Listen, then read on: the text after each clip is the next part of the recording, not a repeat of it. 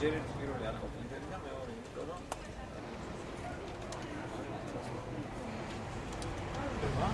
არც ერთხელ არ შეიტანეს ეს ინიციატივა.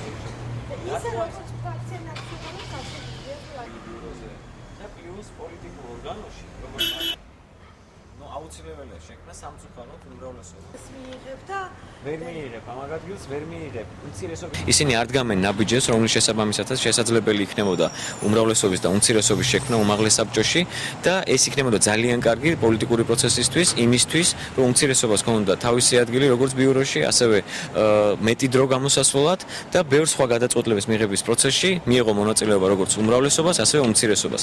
სამწუხაროა, მაგრამ ასე დემოკრატიული პროცესების განვითარება შეუძლებელია, ასე ის ღირებულებები, რაც იყო დაანონსებული არჩევნებამდე, არ მიიღწევა. ხდებია რომ მათ სუდად აქვს საქმეები და პრობლემები ექნებათ, მათი აქტივისტები, რომლებიც შექმნილი იქნა სამსახურებიდან ქუჩაში დარჩენ და დასასრულებელი ყავთ ეს ყოფილი მინისტრის მოადგილეები, მინისტრები.